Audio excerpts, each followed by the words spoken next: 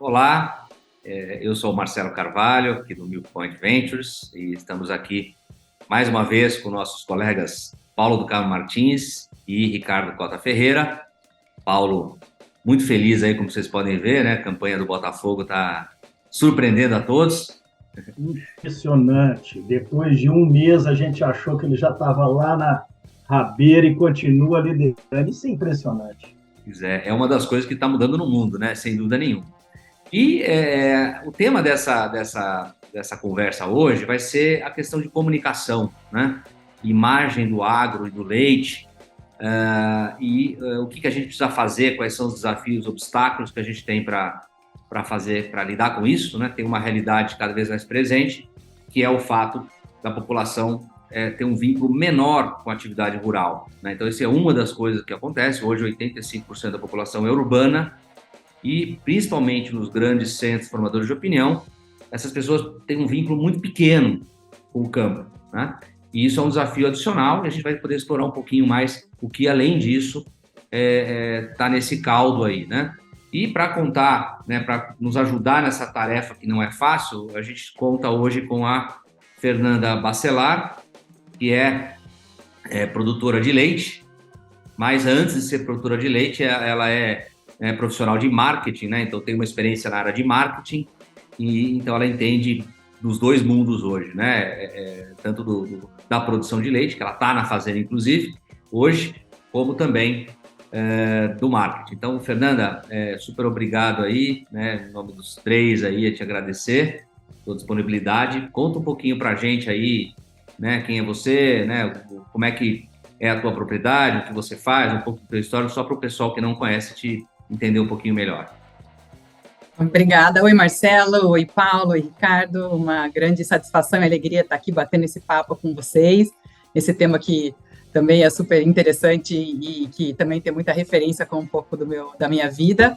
Eu sou uma marqueteira que fez o caminho inverso, né? Então, eu fui da cidade para o campo, trabalhei por 15 anos no mercado de publicidade e marketing, e aí eu montei uma leiteria do zero em Arapoti, no Paraná, e comecei do zero, né? Com as primeiras vacas, e hoje em dia, 7 anos depois, eu tenho mais de 400 animais em ordenha, estou chegando na marca aí dos 16 mil litros de leite por dia, e estou muito feliz de poder agora dizer que eu sou uma mulher do agro. Muito bom, maravilha. O agro, né, Ricardo, o agro e o leite são de gente nova, né? Gente nova, com outras experiências, com outras visões, e é muito legal que o leite... Agora, por que? Uma pergunta aqui, né? Fora um pouco do nosso script, por que o leite? Olha, até eu me pergunto por que o leite, mas acho que é mais uma questão de localização. Essa propriedade é uma propriedade que era dos meus avós, e eles arrendavam exclusivamente para a agricultura. E aí os meus avós faleceram e meu pai começou a assumir a parte da agricultura, né? Começou ele mesmo a plantar, e vindo assim com mais frequência para a região, foi ele que, né, sugeriu até de montar uma leiteria, porque Arapoti está num dos principais polos leiteiros do Brasil. E aí comecei a estudar, a pesquisar, vi realmente que seria uma oportunidade bacana, até para montar meu próprio negócio, porque até então eu trabalhava na área de marketing em grandes empresas, e aí foi assim que o leite surgiu na minha vida. Marcelo, eu acho que na verdade, você representa para nós aqui, Fernando, uma persona, porque você é jovem, tem uma formação sólida urbana, passou por uma grande empresa que trabalha com a questão da imagem, do visual, então você aprendeu muito lá dentro, seguramente, em termos corporativos, é mulher e veio para um segmento que está num processo de transformação, mas que ainda eu acho que nós não entendemos muito claramente. Estou dizendo nós, porque somos homens, com mais idade, estamos há mais tempo, nós ainda não entendemos quem é essa outra pessoa que está do lado de lá, que é um pouco de você, né? Quer dizer, você sai desse mundo do consumidor e se transforma no produtor. Daí que eu acho que você tem muito para contribuir nos comentários e nos insights que você vai trazer aqui para nós nesse bate-papo. Que bom, obrigada, Paulo. Muito bom, gente. essa questão da comunicação é uma questão relativamente nova, né? Do ponto de vista da origem do alimento, né? De como os alimentos são produzidos. É claro que marketing institucional, né? Tem o Got Milk lá nos Estados Unidos, tudo isso já tem algumas décadas, né? Mas agora, o desafio que o agro tem é um pouco outro, né? Não sei se vocês concordam, é o desafio de mostrar, né, que a gente está no mesmo barco, né, do que o mundo, né? A gente quer produzir preservando os recursos, quer, né, ser eficiente, quer usar menos químicos, quer preservar a água, quer tratar bem os animais, né? Eu acho que essa é a grande diferença. De repente, você tem uma lupa, né, que não tinha antes sobre como os alimentos são produzidos, né? No passado, estou me alongando aqui, mas o ponto era o que era o objetivo principal? Era conseguir produzir alimento barato, com uma qualidade e acessível, não é isso? Os economistas aí da sala. E, de repente, não é mais só isso, né? É como é que esse alimento é produzido. Então, o consumidor está, ao mesmo tempo, mais distante da produção, né? Ele conhece menos e ele está mais interessado em saber como é que é produzido. É isso mesmo? Marcelo, eu vejo toda essa questão de comunicação uma divisão clara em duas frentes de trabalho. A frente, e eu me recordo do período em que eu estive no Ministério da Agricultura, no desafio de ser diretor de um departamento de promoção internacional, e caí meio que de paraquedas, não era muito a minha praia, e tive que correr para aprender, para tentar deixar alguma contribuição. E eu acredito que eu tenha sido razoavelmente bem sucedido no que diz respeito à parte de promoção ou de marketing, de fato, no que diz respeito à parte setorial. Ou seja, nas cadeias setoriais, nós organizamos missões internacionais de empresários para se vender frutas, algodão, carnes. Existem as feiras mundiais nesse sentido. Organizamos vários receptivos de missões internacionais aqui no Brasil. Então, no setorial foi muito, muito bem. Entretanto, no outro aspecto, que é no aspecto mais institucional, o aspecto mais macro, ou seja, promover o agro brasileiro, ou no caso nosso específico aí, a cadeia láctea brasileira, eu acho que esse é o grande desafio. Eu tentei buscar alguns cases na época, na agência de promoção e exportação do agro chileno, colombiano e americano, e assim, mesmo eles batendo muito a cabeça aí no que poderia ser aí nosso benchmark. Aí, nesse sentido, eu queria aproveitar, Fernanda, aí para tentar explorar um pouquinho. Talvez a gente seja meio míope nesse sentido, Fernanda. O que você acha como né, experiente na área de marketing, do ponto de vista institucional, o que poderia ser feito para melhorar esta imagem do agro brasileiro e da pecuária leiteira brasileira como um todo? A gente apanha muito nesse sentido e eu observo que temos aí uma certa dificuldade para tentar organizar as ideias e propor algo construtivo para frente. Na sua opinião, o que falta e o que a gente pode fazer? O cara já vai na jugular, né? Então. O resolve, já conta pra gente, vamos anotar tudo certinho aqui, vai, né? Ricardo, não é fácil, não. Sem qualquer pretensão, né, de tentar trazer, né, alguma solução, mas assim, vou dar a minha opinião sobre o tema. Eu acho que a gente está diante de um grande problema de imagem e reputação da cadeia leiteira, né, do agro como um todo, e falando especificamente, né, da nossa cadeia de lácteos também, porque assim, o que é reputação? Reputação nada mais é um espaço que a marca ocupa na mente e no coração das pessoas. E a reputação é algo que a gente constrói ao longo do tempo. Ninguém já nasce, né, com uma empresa com uma reputação. E hoje em dia, como o Marcelo bem falou, as pessoas elas estão levando para o seu momento de compra as suas percepções de cidadão. Então, ela vai comprar um leite, ela quer saber se... Não é só porque se o leite é de qualidade, ela quer saber se na fazenda tem os animais são bem tratados, como está a questão da sustentabilidade, se tem uso de hormônio ou não tem uso de hormônio. Só que a gente não tem nenhum porta-voz estabelecido do nosso setor para poder falar pela gente.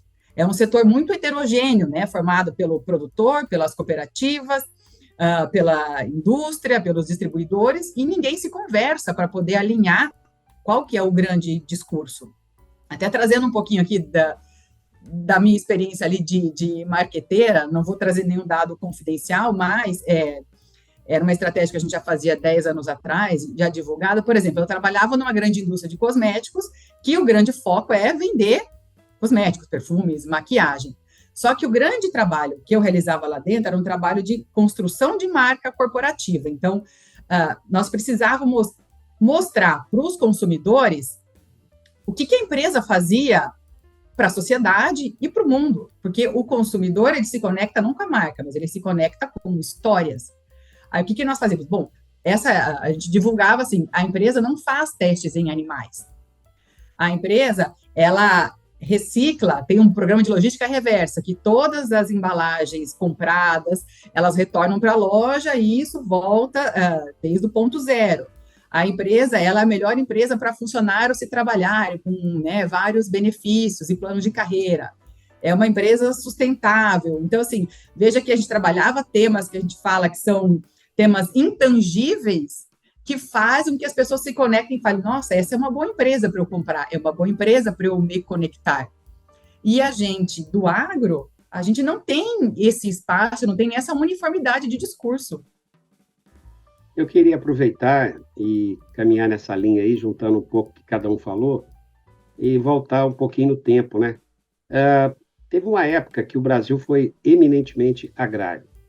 E aí nós começamos com a industrialização, e para nós era a redenção, porque naquele momento o discurso do mundo era o seguinte: quem tinha indústria crescia, se desenvolvia. E nós, então, começamos a industrialização lá no final dos anos 40, início dos anos 50, e aí houve uma urbanização brutal, rapidíssima. E para onde foi a urbanização?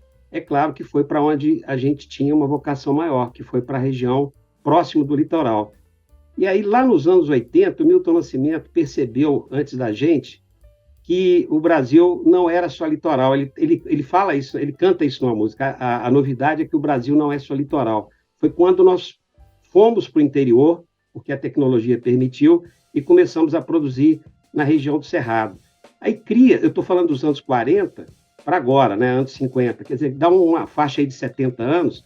Então, nós estamos com um consumidor que ele mora no litoral e a produção está lá no interior.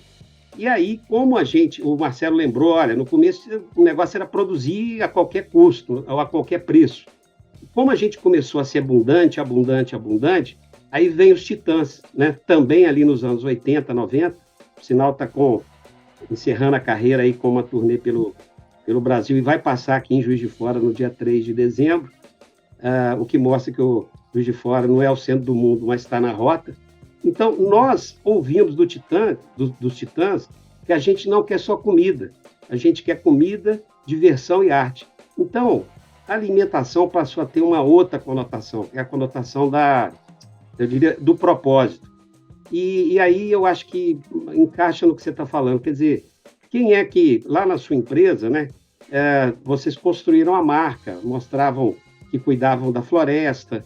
Quem é que está dizendo isso para esse consumidor que não sabe como é que é uma vaca, como é que é o leite, né? Enfim, falta esse trabalho, e é um trabalho difícil de ser feito, porque as empresas acabam tendo no setor uma preocupação, até porque a competição é muito intensa, uma preocupação de fixar a marca, mas muito mais fixar voltada no produto e não no propósito, que eu acho que é o que você, Fernanda, deu como exemplo aqui para nós. Exatamente, acho que... perdão, pode falar, Marcelo. Pode falar. Completa aí que ele te citou. Eu acho que as empresas, eles têm trabalhado nesses benefícios funcionais, falam só... e esses movimentos, a gente tem visto alguns movimentos no setor, né, de algumas entidades de classe, trabalhando mais com foco nos benefícios funcionais, o que o produto do leite traz de bem para a saúde. Mas a gente precisa alinhavar, eu acho que nesse fórum de discussão a gente pode sair com algumas ideias de como alinhavar essas pontas e trabalhar nesses benefícios emocionais para tentar reforçar essa reputação do nosso setor. Acho que assim, tudo que foi colocado aqui é verdade, né? Acho que tem um componente novo, desculpa, relativamente novo, que é a questão das redes sociais, né? Então, eu fico pensando, né? É ingrato, né? A gente jogar ciência, né? Falar assim, não, vamos lá, a Fernanda colocou dos benefícios nutricionais. Se você quiser provar que leite faz mal, você consegue usar evidências, e então fica uma guerra de comunicação, né? A minha visão é que não é por aí que a gente consegue ganhar essa guerra, porque você consegue provar, entre aspas, né, quando eu falo provar, qualquer coisa, quase, né? E aí você fica numa guerra de versões, é muito difícil ir só por esse lado. Esse lado é importante porque você tem que colocar os benefícios, né? A gente viu o caso da manteiga era vilã, e de repente a manteiga passou a ser vista de novo como algo mais saudável do que a margarina, né? E isso até é um dado muito interessante. Empresas, por exemplo, nos Estados Unidos que vendem manteiga, eram empresas assim, sem graça, né? O produto principal era a manteiga. De repente, o negócio virou chique. Ou passaram a detonar tanto a margarina que a manteiga voltou a ser a campeã, né? Mas é difícil essa questão de versão, da gente ter a guerra de versões. E outro ponto que eu acho que é também um desafio, né? Que é uma provocação, até que ponto que é um problema de imagem, de percepção do consumidor, né? E até que ponto a gente também não ajuda isso, né? Quer dizer, quando eu digo a gente, às vezes você não consegue ter um alinhamento de discurso, né? Você tem às vezes posicionamentos, às vezes a questão ambiental, por exemplo, né? Aí sai na grande imprensa, né? O agro é contra tal coisa. Quer dizer, então eu fico pensando, né? Vamos pensar do lado de uma campanha, né? Vai fazer uma campanha para mostrar você está pagando, colocando dinheiro. Uma matéria que sai na mídia, uma manifestação ao contrário, torrou esse dinheiro, né? Porque mas peraí, está sendo pago, né? Estão pagando para falar bem do negócio, né? Então, eu fico pensando, às vezes eu acho, né, que a gente ainda não entendeu, quando eu falo a gente, é o agro como um todo, não entendeu que a gente tem que criar a ponte, né? A gente tem que, eventualmente, admitir algumas coisas, né? O Nizam Guanais fala de separar o agro do ogro, né? Aquela minoria que é problema e tal, mas eu acho que tem um aspecto realmente da gente entender, né? E estabelecer essa ponte, né? Então, até que ponto que a gente causa também essa fissura, essa dissonância com o consumidor, com, às vezes, o nosso comportamento como setor, né? Queria colocar a gente também não pode até colocar na conta só do consumidor, né, como que ele nos vê, porque assim, a formação da imagem, ela é composta por 3 diferentes percepções, é a imagem que eu tenho de mim mesma, a imagem que eu quero passar, né, como que eu estou passando essa imagem, e depois como que o outro está me percebendo. Então, a gente, como dentro da cadeia, a gente não pode só ficar preso, não, eu produzo um alimento de qualidade, mas como que esse alimento tem sido visto para os outros? O que eu estou divulgando do meu alimento que está todo mundo percebendo? Então, a gente realmente tem que fazer a meia-culpa, porque nós não estamos sabendo comunicar o benefício do nosso produto, não estamos sabendo comunicar as boas práticas, e muitas vezes a gente é só reativo, né? A gente fica reagindo a essas narrativas que postam na mídia, e toda a reação, na verdade, ela vem com uma carga emocional forte, e muitas vezes a gente não consegue explorar tudo que a gente pode explorar de bem do nosso setor, a gente só fica respondendo a provocações. Eu acho que essa questão que você colocou, Fernanda, da percepção, né, de como os meus clientes, como os outros me enxergam, né? Eu acho isso fundamental e me dá uma certa angústia de não ver as novas lideranças do setor conseguirem enxergar isso. Eu acho que até os velhos líderes, se é que a gente pode dizer assim, eles, talvez pela experiência, pela vivência, pelas andanças pelo mundo, já conseguem enxergar isso com mais clareza do que as novas lideranças, que ainda acabam se apoiando muito mais em julgar para a plateia, ou seja, fazer um discurso menos propositivo e sim para agradar a base, do que, de fato, pensar nesse reconhecimento do lado ogro da história para poder construir algo mais propositivo para frente, né? Então, isso me angustia muito, de não ver uma nova liderança pensando diferente, pensando à frente, reconhecendo os pontos fracos para consertar exatamente aquilo, ao invés de ficar jogando para a plateia e falando para nós mesmos, o que não é tão construtivo assim. Acho que você colocou um ponto, só vou passar para o Paulo, mas às vezes para você ganhar credibilidade ou ganhar confiança, você tem que reconhecer alguma coisa, né? Eu lembro o caso de uma entidade setorial, talvez o Ricardo lembra disso, talvez o Paulo também, que chamou as ONGs, né? E falou, olha, ok, nosso setor tem um problema de monocultura, de questão ambiental, etc. Então, vamos fazer um plano junto aqui para resolver isso, né? O que a gente pode fazer? Então, chamou WWF, Conservation International, etc. Então, aí você faz a ponte, né? Você vê que nós estamos falando de imagem, estamos falando isso vai repercutir lá na frente em consumo, né? Mas eu acho que é um passo, né? Que se você for realmente só reativo, né? Você está dando munição, na verdade, para aqueles que vão olhar e vão falar, é verdade, tá vendo? Se o cara está reagindo é porque, na verdade, ele, de fato, faz tudo aquilo que estão falando dele. Né? Então, às vezes, você tem que ter, né, esse passo atrás, entre aspas, né, para criar uma ponte e ganhar confiança. Essa é a minha visão. E não é fácil fazer isso num setor heterogêneo, né, e, né, putz, não foi preparado para isso. Então, eu acho que você coloca um ponto assim muito, muito interessante. Porque, na verdade, nós temos duas questões diferentes, né? Uma é a questão de não se conhecer o agro, e aí tem uma resistência brutal no meio urbano. A pessoa que mora lá em Florianópolis, né? Eu acho que é o personagem aqui que nós estamos falando, é quem mora lá em Florianópolis, uma cidadezinha, né, onde todo mundo quer só comer comida orgânica e coisa e tal, e super longe dos locais de produção.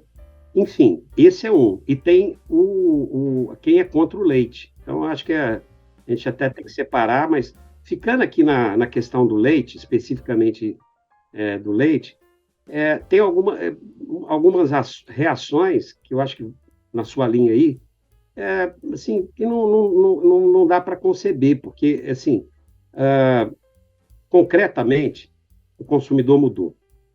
E quem move tudo é o consumidor. Sem consumidor, não tem produção. Então, se o consumidor mudou, nós temos que entender o que esse consumidor está demandando. Ele tem uma nova maneira de se posicionar. E ele realmente está preocupado com a questão ambiental, está preocupado com a saúde dele, está preocupado com como é que a gente trata com os animais. Eu não vou nem entrar nessas questões, porque isso já foi, todos que estão aqui conosco, acompanhando aqui o Leite Futuro, sabem. Mas quando há um processo reativo, aí volta aquele modelo antigo que era de você produzir e encontrar alguém para consumir. Isso acabou na década de 30. O capitalismo mudou. O capitalismo é centrado no consumidor. Então, para a gente vender, tem que entender o que o consumidor está querendo e entrar na onda dele, né? Que é um pouco o que eu acho que o Marcelo está querendo colocar. Quer dizer, se a gente não entra na onda e não conversa com quem quer comprar, aí a gente não sabe nem como dizer que nós vamos vender. E tem uma outra parte também, Marcelo, de comunicação, que eu acho que é importante. Aí é uma experiência pessoal, talvez ela não seja, né, nem sempre a experiência pessoal se traduz no real. Mas acho que tem uma dificuldade muito grande dos jornalistas passarem para o meio urbano, e, na verdade, quem faz a comunicação de maneira mais, assim, de volume são eles, passarem o que é efetivamente a produção. A maioria dos jornalistas vem do meio urbano, então eles têm os códigos, né, os valores urbanos, e vão trabalhar com a questão agrícola, e aí ficam muito focados na questão da produção. Então, também aí tem um trabalho a ser feito, quer dizer, a gente melhorar como é que o profissional de comunicação ele passa isso para frente. E aí, só para fechar, Fernando, eu tenho visto que nas empresas maiores, o pessoal de marketing tem tido muita característica sua, que é pessoal urbano, eu estou falando da turma que está no agro, né? Eles vêm do meio urbano e vão tentar vender produtos para um público rural. Eu também acho que isso está tendo uma confusão muito grande. Então, por um lado, jornalista com dificuldade para falar para quem está no urbano e o pessoal de marketing que vem para as empresas, para as grandes empresas, e essa comunicação também não está fluindo da indústria para o produtor. Eu acho que, assim, tem um desafio, mas também tem uma grande oportunidade de poder unir os públicos e aproximar, né? Tanto o agro da cidade, quanto da cidade do agro, contando as boas histórias. É assim que a gente vai conseguir uma conexão. Imagina se a gente conseguir alinhavar entidades de classe, grupos de comunicação como o Milk Point, cooperativas, e a gente unificar uma estratégia pensando assim, isso é um trabalho de longo prazo, até porque assim, essa construção, ela tem que ser uma coisa de longo prazo e ela tem que ser consistente, não pode começar e fazer uma campanha e achar que vai aumentar o consumo, porque não vai. A criação de imagem, reputação é algo construída no longo prazo. Imagina se nesse grupo a gente conseguir chegar numa definição estratégica que, não, nós vamos divulgar sobre o agro, sobre o bem-estar animal, e vamos falar das questões de sustentabilidade, fechar em 2 grandes assuntos. E aí a gente partir para ações táticas e definir, bom, quais são os públicos que a gente quer se aproximar? Seria a imprensa, influenciadores digitais, que são nutricionistas, ou as pessoas protetoras dos animais, mães, escolher quais os públicos que a gente gostaria de se aproximar, e aí toda a cadeia, por 5 anos, tratar desses temas. Então, assim, toda a comunicação que sair pela imprensa, a gente vai falar sobre uma história de como as vacas são bem tratadas. Eu, como produtora rural, vou chamar grupos para virem visitar aqui a fazenda. Nós vamos trazer grupos de mães, vamos levar palestra para a escola para formar novos consumidores, sempre falando do bem-estar animal e sustentabilidade. Imaginem que, ao longo de 5 anos, se todo mundo da cadeia, pulverizado no Brasil, reverberar esses assuntos dessa forma, a gente vai conseguir construir, ao longo do tempo, uma imagem diferente das pessoas, uma proximidade diferente, trazendo o pessoal da cidade para visitar, levando para as escolas. Então, acredito que esse talvez seja um caminho da gente gerar essa aproximação e a gente ser protagonista da nossa história. E é o que a gente sempre fala, abrir as porteiras do agro, das fazendas, para contar a nossa história. Acho que isso é exatamente, né? Os programas de marketing hoje, né, mais bem-sucedidos, estão buscando cada vez mais contar histórias verdadeiras, obviamente, né? Porque o consumidor não tem isso. Então, é muito menos hoje o filosofia Got Milk, né? Porque o que, em grande parte, tem o lado da questão nutricional, etc., mas não é, cada vez mais não vai ser isso que vai estar em jogo, né? Não é o produto, né? Eu acho que são 2 coisas. Uma é a variedade de produtos, quer dizer, o que você tem à disposição usando o leite, por exemplo. E aí eu vou lembrar, na época da Láctea Brasil, a gente fez um focus group, né, com consumidoras, etc, etc. E aí a conclusão foi, não, o pessoal gosta de leite faz bem. Só que assim, para que eu vou tomar mais? Já tomei meu leite, agora eu vou... Era meio remédio, né? E aí tem uma coisa interessante, muitas dessas entidades de marketing institucional hoje estão trabalhando no desenvolvimento de produto, né? Então, a DMI nos Estados Unidos tem gente dentro do McDonald's, gente dentro da Pizza Hut, etc., desenvolvendo produtos que vão mais lácteos. Então, tem uma questão do uso do produto, da variedade, né? Mas o marketing é muito menos de falar do produto, né, e mais de falar em como ele é produzido, que é isso que vai estar cada vez mais em jogo, né? Aqui, eu acho que ainda no leite não é um problema, mas o agro já tem esse problema. Mas lá fora isso é muito premente, né? Quer dizer, o que está sendo questionado é isso. Então, tem muitos projetos, né, mostrando as famílias, mostrando né, que o produto é produzido por alguém lá que, né, gera emprego, que preserva o meio ambiente, etc, etc. Então, minha visão é, não sei como fazer isso, né, em escala, porque você levar gente para a fazenda é legal, mas como é que você escala isso? Como é que você, né, como é que você dá volume para isso, né? Não é fácil. Você pegar eu estou pensando aqui nos meus sobrinhos, né, que moram em São Paulo, eu acho que nunca foram numa fazenda de leite.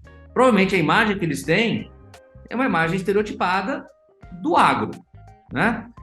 Mas eles têm que ir lá ver, e talvez se eles forem lá, eles mudem de opinião, né? Ou pelo menos eles têm a possibilidade de mudar de opinião, né? Então, eu acho que é muito mais por aí, e aí a grande questão é como fazer isso em escala, né? E, por outro lado, só complementando, é conseguir sempre separar o joio do trigo, né? Porque cada vez que você faz isso e aparece uma notícia, né? Fernanda falou em reputação, né? Reputação demora anos para você construir, mas você pode perder ela rapidinho, né?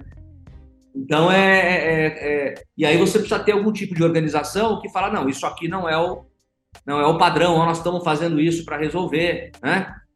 Você tem que demonstrar que você está no jogo alinhado com o consumidor. Me parece que é um pouco esse caminho. E aí eu pergunto para vocês, simplesmente fazer uma campanha, né? Porque eu sonho, vamos juntar dinheiro e vamos fazer uma grande campanha tal. Será que nesse ambiente, né, funciona, né, simplesmente funciona? Ou, Ricardo, eu acho que campanha, né? Então eu chamo ele quando ele... Eu acho que campanha é um dos pilares, tem muita coisa para ser feita antes disso, né? E o que colocou, muito bem colocado aí, que as notícias positivas e negativas, né, elas seguem cronologias e intensidades distintas, tanto na divulgação quanto na repercussão, né? Normalmente, o que acontece pela mídia é que as negativas andam muito mais rápido e repercutem muito mais. Eu dou um exemplo aí que passou meio despercebido pela grande imprensa aí. Na semana passada, o colega do Paulo aí, o Evaristo Miranda, né, soltou um estudo que ele fez, levantando que a queimada lá no Canadá, nesses últimos 2 meses, queimou uma área equivalente ao estado do Rio de Janeiro e Espírito Santo junto em 2 meses. Isso significa mais do que o desmatamento da Amazônia nos últimos 10 anos. Quer dizer, isso é muito impactante, né? E o máximo que a gente viu na mídia foi que Nova York ficou enfumaçada. Quer dizer, isso foi o máximo que se chegou. E ninguém reclamou, está tendo agora a reunião da OTAN e G20 e tudo mais, ninguém acabou com o Canadá, o Trudeau está lá todo pomposo, quer dizer, não teve nenhuma reclamação mais árdua em cima da falta eventualmente a falta de ação dele nesse combate, como deveria, ou se não deveria, enfim, alguma ação mais concreta que o Canadá está fazendo para minimizar esse processo. 2, 3 anos atrás a gente viu isso na Austrália, da mesma maneira, mesma intensidade. Mas, assim, aonde a gente está chegando é que fazer um marketing, uma imagem institucional é muito mais complexo do que para uma marca, para uma empresa especificamente. Então, você tem muitas linhas de atuação, muito mais vertentes a serem trabalhadas, mas precisam de ser trabalhadas. O que me angustia é que elas não estão sendo nem mesmo iniciadas, quanto mais trabalhadas com efetividade. Então, e já sabendo que é mais complexo, isso talvez iniba essa atuação, mas sabendo que é mais complexo, maior a necessidade de se iniciar um trabalho nessa maneira. Gente, vamos pegar as Fernandas do setor aí, junto com as Fernandas da indústria. Poxa, as nossas indústrias têm times de marketing fantásticos. Começar a unir essas pessoas para pensar um pouquinho fora da empresa especificamente e emprestar aí 5% do seu tempo aí para a criação de algo mais estruturante para o setor. Eu acho que é muito mais uma junção de peças aí, de pessoas brilhantes que nós temos aí nos grandes marqueteiros mundiais, aí, ganhando prêmios historicamente, juntar essas boas cabeças, e o setor também tem, né? Olha que bacana, né? O Fernando está aí com toda essa experiência e agora vivenciando essa lida do dia a dia de produtora, juntar essas pessoas para tentar desenvolver alguma coisa mais, algum projeto mais concreto nesse sentido. Eu acho que isso está faltando. Ricardo, Oi, fale. Não, e começar isso lá da origem, né? Eu acho que um dos pilares aqui tem que tentar mobilizar até mesmo nas universidades, nos cursos de ciências agrárias, a gente já discutiu aqui que deveriam ter cadeiras da área de empreendedorismo, ter cadeira da área de comunicação também é fundamental. Você tem que saber empreender e comunicar. Eu acho que são 2 pilares aí que está faltando dentro da nossa base de formação também. Por aqui. Treinamento de comunicação também para produtores, né, usar as redes sociais, e enfim. E eu acho que, Ricardo, você vê, tem publicitários interessados no agro, porque, obviamente, o agro, isso nos diz alguma coisa, né? O agro é muito grande, tem um problema de imagem, né? E tem uma história boa, né, para contar. Esse é que é o grande ponto também, no geral, né? Então, eu acho que o agro, ele tem despertado o interesse, né? O próprio Nizam Guanais tem falado, né, sobre o agro, porque deve estar olhando e vai, pô, peraí, aqui tem espaço para fazer coisa, tem dinheiro, tem um problema que dá para consertar e dá para nadar de braçada, entre aspas, aqui com um trabalho bem feito, né? Até o meu time, ele ajudando agora a formar a imagem do Galo aqui para poder captar mais torcedores futuros. É mais difícil, hein? Aí vai ser complicado. Com certeza. Fala, Paulo tá quieto. Eu queria dizer o seguinte, que a sua pergunta original lá, né, se compensa fazer campanha e coisa e tal. Então, nós temos aqui no Brasil a Associação Brasileira de Marketing Rural e Agro, que reúne as empresas de comunicação do agro, eu falo de comunicação, TV, por exemplo, agências de comunicação e diretores de grandes empresas que atuam no setor. E isso está sendo, inclusive, estruturado agora, né? A BMRA está se qualificando, se estruturando, tem um projeto super sólido para vender a imagem do agro, vender internamente e também, né, juntar forças para vender fora. Eu acho que tem que ter isso sim, porque unifica a conversa, né? Do jeito que nós temos hoje, cada um quer resolver o problema, mas por si somente. E a diferença de barulho para a música é que na música cada um toca um instrumento, mas de maneira sincronizada, aí fica bonito. Agora, quando cada um pega o instrumento e toca do seu jeito, não fica legal. Então, acho que tem essa tentativa vindo aí pela frente, no segundo semestre. Tem a questão também da cadeia. Eu acho que tem que ter campanha de cadeia, sim. Por quê? Porque aí você fala diretamente com o público específico. Eu acho que tem no setor lácteo, sem querer citar aqui, né, marcas, mas tem tentativas muito bem qualificadas recentemente, empresas que estão entendendo toda essa lógica, estão se preparando cada vez mais para dar resposta a esse novo consumidor. Então, as coisas estão acontecendo. Agora, como é que faz isso de maneira institucional no leite? Quer dizer, é mais complicado, né? Por quê? Porque ainda nós temos um setor que não é consolidado e é muito fácil eu não participar de uma campanha dessa e esperar que você ponha dinheiro e eu me beneficie. Então, isso cria uma dificuldade para nós aqui no setor. Mas, por exemplo, a turma lá do algodão, né?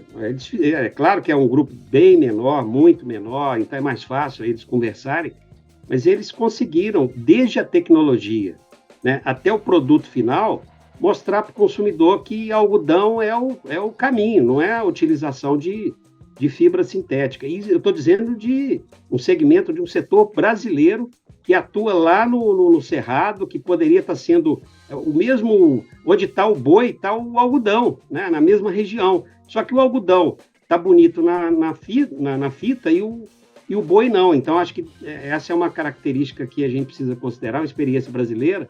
E tem também, já que a gente falou aqui de manteiga, de ovo, Eu gosto muito da experiência da Mantiqueira. Mantiqueira é uma empresa produtora de ovos que eu acho que entendeu tudo isso e saiu na frente. Primeiro, assinou ovo, quer dizer, deixou de ser commodity porque começou a vender ovo com assinatura. Aí depois começou a vender ovo gourmet, ovo para causas sociais, ovo de galinhas felizes, ovo orgânico, ovo vermelho, ovo azul, ovo caipira, assinatura de ovo, clube do ovo, você assinar e receber em casa ovo. Quer dizer, eu estou falando de ovo, não estou falando de vinho, não. Depois criou o N-ovo, que é o ovo vegetal. Pode continuar. Ovo vegetal. Ela vai contar todos os ovos da Mantiqueira, pô. Então, pois é, mas eu acho que é um exemplo que a gente precisa seguir, porque é uma empresa brasileira. Então, tem gente fazendo coisas, nós podemos aprender com cases, tanto de cadeias quanto de empresas, porque se nós não fizermos isso, é claro que fica um espaço, no caso da proteína animal, a proteína vegetal entrar, e fica também um espaço de quem está no meio urbano não entendendo que nós não destruímos o planeta, ao contrário, nós podemos ser carbono positivo e não negativo e zero. Paulo, só para a gente tinha falado de 40 minutos, já passamos dos 40 minutos, então é incrível, né, como vai rápido. Eu não acredito, tá, nesse tipo de ação hoje, não acredito. Por que eu não acredito? Bom, claro, primeiro você tem que ter o dinheiro, né? Você pegar o Got Milk nos Estados Unidos é dinheiro por lei, né? O produtor tem que pagar, recolhido do preço, etc. Junta lá 150 milhões de dólares, mais 170 milhões de dólares. A própria pesquisa da BMR mostrou que, no geral, a imagem é boa, né? Acho que 43%, se não me engano, são favoráveis ao agro, 24% são neutros. Então, talvez o neutro seria alguém que pudesse ser influenciado, e 33% são detratores, né? Num ambiente em que você recebe informação de todos os lados, né, e tem pesquisas mostrando que quando você tem uma posição muito forte em relação a alguma coisa, você receber uma evidência contrária reforça a tua posição. O efeito, né, isso tem trabalho mostrado com vacina, né, gente que é contra a vacina e tal. Ele recebe informação, né, uma informação que é contrária, ele reforça a posição dele. Tá vendo? Isso aqui é alguém querendo me influenciar, então é porque a minha posição é verdadeira. Então, eu acho muito difícil ganhar a guerra de versão quando você fala de você mesmo. Olha como a gente é legal. Eu acho que tem que ser uma coisa mais sutil. Você tem que dar a chance do consumidor ver e ele concluir. Ele olhar e falar, putz, não é como eu pensava. Porque você pode fazer uma peça e, de qualquer maneira, você pode provar o que você quiser. É muito fácil você fazer alguma coisa, né? Porque às vezes assim, é legal fazer, mas talvez não seja suficiente, né? Essa criação de ponte, ela é um pouco mais complexa, a meu ver, tá? Por exemplo, uma vez no episódio do Fábio Porchat, ele falou um monte de coisa lá da pecuária, ele falou um monte de coisa sem fundamento nenhum. Todas as entidades do setor pediram direito de resposta. Quem conseguiu ir lá explicar que não era bem assim foi um ambientalista, que teve a credibilidade do Porchat e falar, pô, esse cara eu confio. Agora, numa entidade que está sendo paga, eu não confio, porque esse cara está sendo pago para isso. Então, é desse grau que eu acho que a coisa é mais complicada. Seria lindo se fosse só uma questão de informação. Eu acho assim, a campanha de marketing institucional, ela vem de uma época em que as pessoas acreditavam, né? Porque não tinha muito onde buscar informação, então você acredita, né? Legal, tá, nossa. No minuto seguinte que é feita a campanha, pode vir uma coisa que circula no WhatsApp e fala, tudo mentira. E aí? Você torrou esse dinheiro. Então, é muito mais complexo, a meu ver. É muito mais complexo. Eu acho que essa ponte, por exemplo, só para finalizar, né? Teve uma iniciativa recentemente da empresa lá que colocou os pontos de ônibus, né? A pessoa lá, a mulher sozinha de noite, podia entrar em contato, todo mundo viu, ganhou. Aí esse tipo de ação cria ponte. Né? Imagina se o agro fizesse isso. Então, em vez dele falar que ele é bom, não, eu vou criar uma ponte com o consumidor.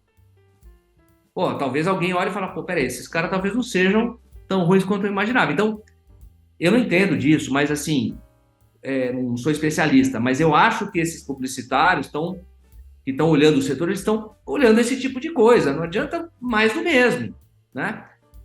Essa é a minha visão. Posso estar errado, mas eu fico pensando nas pessoas que eu conheço da cidade, vendo uma campanha paga, fala, pô, peraí, mas beleza, está sendo pago, né? Fernanda, para a gente ir finalizando aí nessa parte do marketing, né? O objetivo aqui nosso não é ter resposta, mas é fazer vocês pensarem, né? Vocês não, nós três aqui, mas é para fazer quem está assistindo pensar. Nós também não somos dono da razão, longe disso. Mas eu acho assim, interessante, né? Você fala criar pontes, isso, é criar conexões verdadeiras. Mas para isso, eu acho que a gente precisa realmente unir esforços, e não é algo que não vai vir uma ideia mirabolante que vai mudar todo o setor. Isso vai demandar um esforço de várias pessoas envolvidas de dentro do agro para poder trazer os reais problemas, e veículos de comunicação de fora para trazer a percepção do público, e a gente unir isso, o que a gente quer falar com o que o público quer ouvir. Mas isso vai demandar tempo, iniciativa, e aí pode ser que seja de muitos de nós aqui envolvidos hoje, de dedicar tempo para poder, junto com uma organização maior, tentar trabalhar nisso. Eu acho que não vejo saída senão a gente não começar, tem que dar o primeiro passo, porque não vai vir uma campanha pronta, uma campanha de conexão e que vai salvar. Não vai. Eu acho que todos nós aqui podemos fazer a nossa parte salvando o agro, juntando nossas cabeças e experiências em alguma coisa, mas tem que dar o primeiro passo para fazer um movimento grande. Tem que ter união e tem que ter dinheiro. O que vai fazer é uma outra história. Isso nós podemos concordar, né? Eu não tenho dinheiro, mas tenho iniciativa, então eu posso ajudar. Já é alguma coisa. É isso aí. Não, isso é um fato, né? Você imagina quantos produtores tem, né? Quer dizer, né? Outro dia eu fui dar uma palestra num evento, o produtor falou, pô, se cada um postar, né? Se cada um mostrar como é que tal, a gente vai fazer. Então tem esse efeito também, né? De treinar esse pessoal, né? Tem muita gente querendo, mas assim, a gente precisa organizar essa rede. Então, precisamos se estruturar para poder organizar um discurso. E daí as coisas que vão caminhando, mas não vai ser fácil, mas necessário. Eu apoio a Fernanda para coordenar isso. Vocês apoiam? Apoio o Marcelo. Com certeza. Eu apoio e coloco também um pouquinho de dinheiro, mas muito pouquinho, só para... Pô, muito pouquinho, pô. Gente, vocês querem finalizar esse ponto? Algum comentário aí? Hoje eu fui o bad guy, né? Não foi o Ricardo. Acho que podemos ir para o próximo, Marcelo. Tá. Bom, o que há de novo, né? Paulo, quer comentar o que há de novo? Eu acho que o que há de novo é o IBGE, né? Trazendo um dado muito importante para todos nós, né? A população brasileira continua crescendo, mas reduzindo a velocidade de crescimento. Isso, com certeza, tem impactos na produção e no consumo de alimentos do Brasil. E eu acho que isso é que a gente podia bater um pouco, conversar um pouquinho sobre isso. Eu acho que esse é a grande novidade que a gente tem. Tem prefeitura que está brava, porque queria ter uma população maior para poder receber um pouco mais de recursos. Mas o fato é que o IBGE é uma das instituições sérias que o Brasil tem, e sabemos fazer censo, e agora temos a realidade aí. Nós somos 203 milhões de habitantes. É muita coisa, mas é menos do que se esperava. E crescendo menos, né?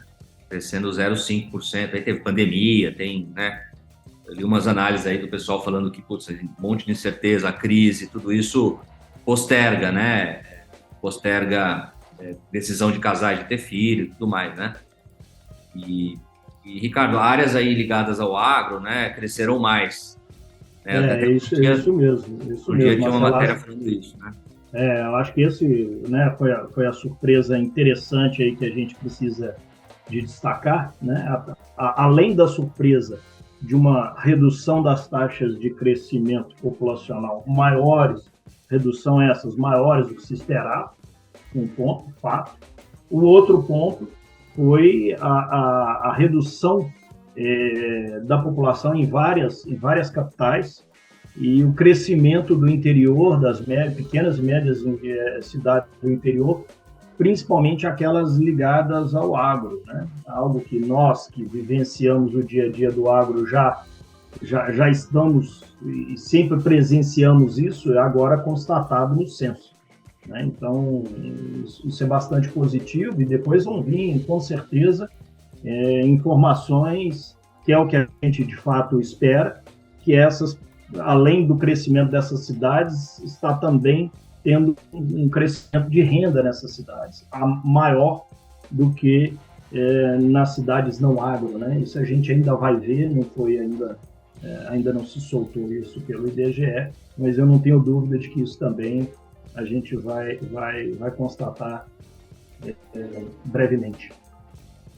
Eu queria fazer um comentário sobre isso.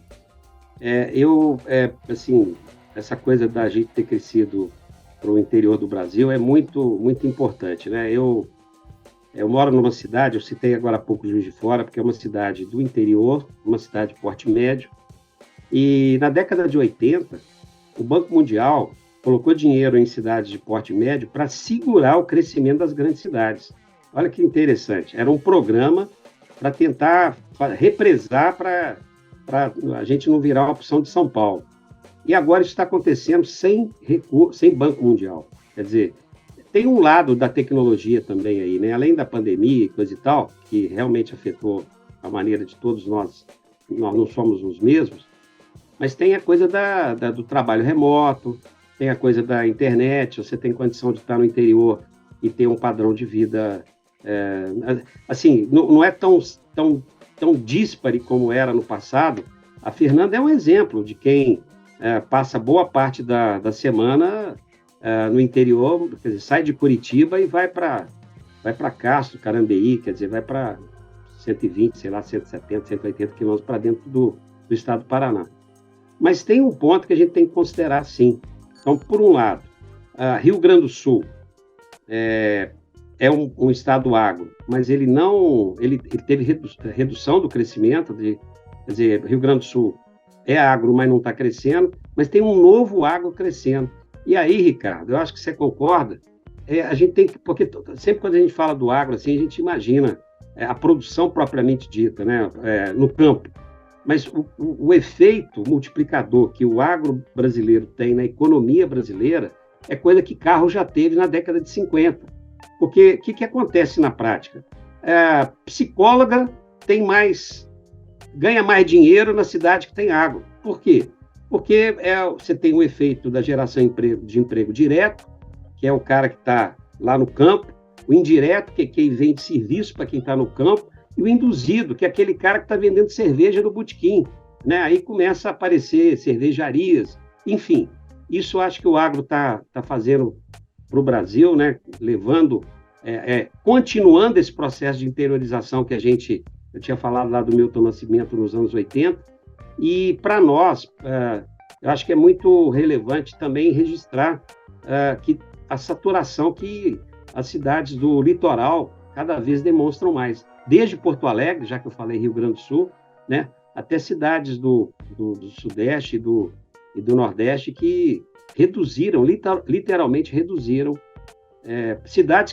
grandes cidades que estão a 500 quilômetros do litoral, mostraram aí perda de vitalidade, porque o Brasil é cada vez, como dizia Milton Nascimento, que escolheu morar em Juiz de Fora, ele dizia que a novidade é que o Brasil não é só litoral. Então, Marcelo, o que há de novo? O que há de novo é que realmente o Milton tinha razão. O Brasil não é só litoral, a gente está indo para o interior.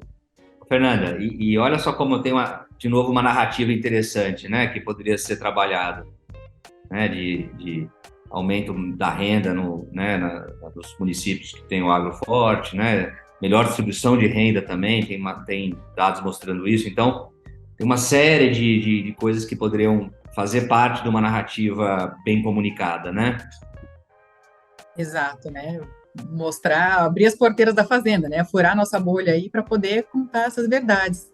Isso é o ponto. E baseadas em dados, né? Também. Isso que é o mais importante também, que traz credibilidade. furar a bolha, esse é o ponto, né? A gente fala muito para nós mesmos, né? E, Agora, bom, gente, oi, fale, Paulo. agora o Marcelo, tem uma consequência, então, aí um novo ponto surgindo com esse dado, né? Que é, assim, o leite 4.0 vai ter que vir com mais velocidade, porque a população está ficando mais velha, nós somos uma atividade, estou falando leite, uma atividade intensiva ainda em tomada de decisões, com ainda muito uso de mão de obra, comparado, por exemplo, com grãos, e eu acho que vem uma pressão nova aí, que é o seguinte, ou eu consigo atrair o jovem, seduzir o jovem, ou então eu vou ter mais problemas de mão de obra que a gente já está vendo, isso deve se intensificar porque a população está envelhecendo. Ó, tá aí um tema, né? Mão de obra na produção de leite. Olha o tema para um programa aí, né? Esse é um tema forte. E até a gente queria também, né? As pessoas que estão assistindo, e o episódio 2 já foi mais assistido que o primeiro, né? Mas está mantendo uma boa média. Manda para a gente, né? Sugestões de temas legais de abordar. Acho que essa é uma questão que é interessante para a gente poder ter, né? Uma visão mais clara do que o pessoal quer discutir e nos ajudar também nesse processo, né? E até complementando o que o Paulo falou, né, da questão da mão de obra e de como despertar a atenção, né, o fato do advento de tanta tecnologia no agro, isso desperta muito interesse. Assim, eu fiquei muito surpresa depois que comecei a trabalhar no agro, o quanto de tecnologia tem envolvida. Eu estou aqui, né, na fazenda agora, com aplicativo para eu ver o volume de leite da minha vaca que está sendo ordenhada aqui do lado, minhas vacas com colares, eu estou vendo a ruminação do animal, se ele está doente, está no cio, estou em Curitiba, estou vendo as câmeras, então, assim, tem muita tecnologia envolvida e que, né, ninguém sabe disso, e que pode realmente atrair, né, novas pessoas para poder trabalhar. Bom, sem dúvida. Muito bom, gente. Bloco final, né, aquele bloco das dicas. Quem quer começar com alguma dica super relevante? Eu vou, Marcelo. A minha dica do mês aí é um livro que eu acabei de ler hoje, por sinal, então estou meio empolgado ainda com a leitura. O livro chama O Novo Iluminismo, o autor é Steven Pinker. Ele é um autor canadense, foi professor do MIT e de Harvard na área de psicologia. E por que eu trago aqui, assim, iluminismo, a gente sabe o que é, século XVII, XVIII aí, numa tentativa da razão da ciência sobrepor ao predomínio religioso da época, né?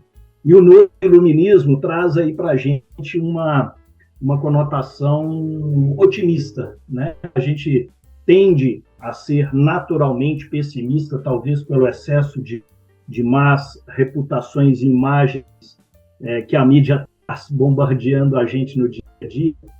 A gente esquece de ver uma linha mais macro da situação que nós estamos vivenciando hoje, que é um momento extremamente profícuo para a sociedade, um momento de paz, um momento, apesar de ainda termos alguns conflitos, mas são mínimos em relação à história da humanidade, assim como fome, saúde, longevidade, segurança, igualdade de direitos, bem-estar, felicidade em si, né? Então, o livro traz para a gente vários gráficos que demonstram que estamos vivendo um momento áureo da humanidade. Então, é um livro positivo, é um livro alto astral, que com dados científicos e sociais, que é uma boa leitura um pós-pandemia, para levantar a bola da turma, principalmente dos mais pessimistas. Vale a dica.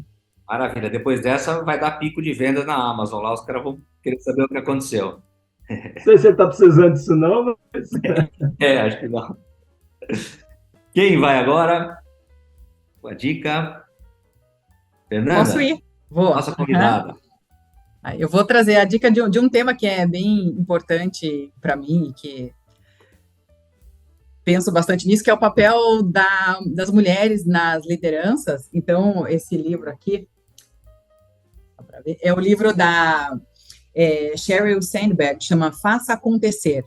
Ela é chefe de operações do Facebook, já foi VP, vice-presidente de vendas do Google por muitos anos. Ela foi chefe de gabinete também do Departamento do Tesouro americano, na época do Clinton. E ela traz um pouco da sua vivência como profissional, como mãe, como alguém que está desbravando, né, por muito tempo, assim, esse perfil de liderança nas empresas. E ela traz uma análise bem madura, sólida e consciente sobre o tema. Maravilha, excelente dica. Paulo? Eu, antes de apresentar minha dica aqui, eu vou fazer uma revelação. E nessa revelação, o Ricardo, não está combinado, mas o Ricardo vai seguramente confirmar. Durante a pandemia, que a gente viveu aquela solidão tremenda, né? Um grupo de pessoas resolveu criar o Web Bar. Então, a gente, de 15 em 15 dias, a gente se reunia, era normalmente uma quarta-feira, e a gente ficava ali discutindo o mundo e discutindo se a vacina ia chegar ou não, principalmente no primeiro ano, que eu acho que foi mais estressante. Depois foi mais doloroso por causa das mortes. E nesse Web Bar, de vez em quando, aí quem organizava isso era o Jacques Gontijo, e de vez em quando aparecia lá um personagem, Ricardo, que era o Alisson Paulinelli. Fala até com emoção, porque o Paulinelli, para mim, foi de longe, ainda de longe, a pessoa mais jovem que eu conheci. Ele chegava lá e, às vezes, a gente estava meio desanimado, ele vinha com otimismo. Depois de ter feito 3 lives, que eu acho que todo mundo lembra que era a época de várias lives, eu fazia uma live e ficava cansado, ele fazia 3. Então, ele faleceu, nós estamos aí nos primeiros 30 dias do falecimento dele. Eu queria muito, assim, como dica, sugerir que entrasse lá aí no YouTube, no canal AgroMais. Eu fiz 2 entrevistas com o Paulinelli, eu não vou chamar de entrevista, bate-papo. Uma, ele conta um pouco a trajetória dele, que é muito interessante. Alguém que sai de reitor de uma escola do interior, e aí ele conta como é que ele se envolveu com o Geisel, né? E aí por que eu não vou revelar aqui, mas por que dessa familiaridade, literalmente familiaridade, ele consegue apoio para fazer uma porção de projetos que até hoje são renovadores, né? São importantes. E um segundo, que ele fala muito da vida, né? Ele fala muito de como é que ele vê a vida. E o que estava programado era um, mas não coube. A gente acabou gravando um segundo. Fala da ciência, fala do futuro. Então, fica a dica aí, não é como homenagem, não. É como viver a modernidade, viver o futuro, vendo aí esses 2 episódios aí do Conexão Leite e Derivados lá no canal AgroMais, aqui no YouTube. Muito bem lembrado, Paulo. Muito bem lembrado e sempre um excelente papo e, infelizmente, uma grande perda para todos nós. E certamente alguém que merece, né, e deve ter uma bela biografia, né? Não sei se ele já tem alguma, mas certamente tem aí uma oportunidade, um espaço para registrar isso, né? Essa trajetória. Muita gente que conviveu com ele, né? Falando um pouquinho da obra dele. Muito bom, Paulo. Legal. Super legal a lembrança. Bom, a minha dica eu vou dar uma pelada, né? Vocês vão me desculpar, né? Falei com o Ricardo e com o Paulo antes, com o Fernando também, eu vou dar uma pelada. A minha dica é o seguinte, nós temos o Interleite Brasil agora, 2 e 3 de agosto em Goiânia, né? Então, tudo bem que talvez algumas pessoas vão ver esse vídeo depois, né? Mas acho que uma boa parte vai ver antes. E o Fórum Agrippoint Mercado. Então, eu acho que assim, o setor vive num momento desafiador, né? De transformação, de muitas perguntas, né? E acho que mais do que nunca, um evento como esse tem aí a missão e o propósito de discutir essas questões, oferecer alguns caminhos, né?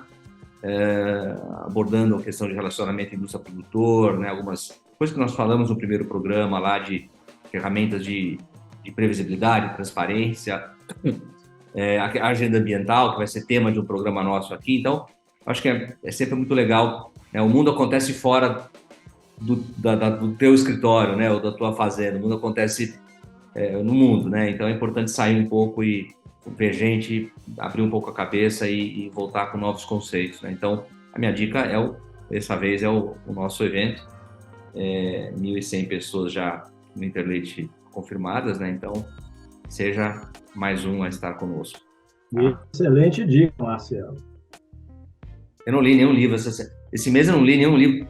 A dica que eu ia dar é a dica do Tour de France, de ciclismo, né?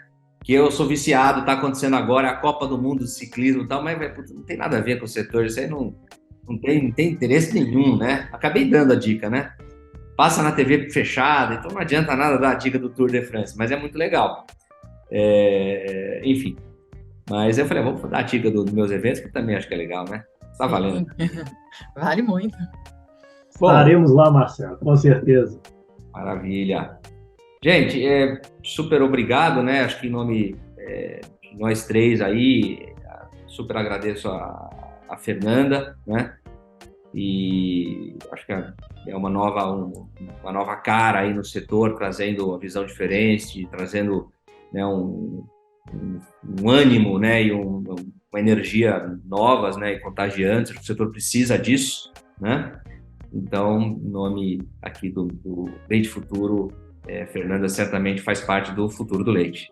Obrigada, Marcelo. Que bom, obrigada. Eu fico realmente lisonjeada com o convite de vocês, né, de poder estar trocando uma ideia, conversando com essas cabeças assim que são tão importantes, relevantes e contribuem tanto para o nosso setor. Obrigado. Ricardo, Paulo, mais uma vez um prazer. A gente sempre... Hoje teve menos bullying, né? Mas a gente se divertiu muito também, né? Sempre agradável, sempre interessante. Acho que a gente trouxe bons elementos aí para o pessoal discutir, né? Acho que esse é a grande coisa que nos move para fazer esse programa, né? Acima de tudo.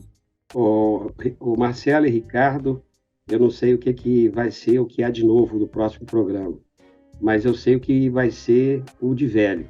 De velho que o Botafogo vai continuar líder. Ih, lá vem. Já perdeu o técnico, já mudou já virou sapo, já perdeu o técnico e continua lá em cima, rapaz. Isso é algo inacreditável, mas vamos lá, vamos ver até quando dura. E nós vamos ter que engolir essa, viu, Ricardo? Um mês pelo menos vai durar, viu? Gente, valeu, obrigado. Um abraço. Gente. Abraço a todos, gente. Tchau. Valeu, Fernanda.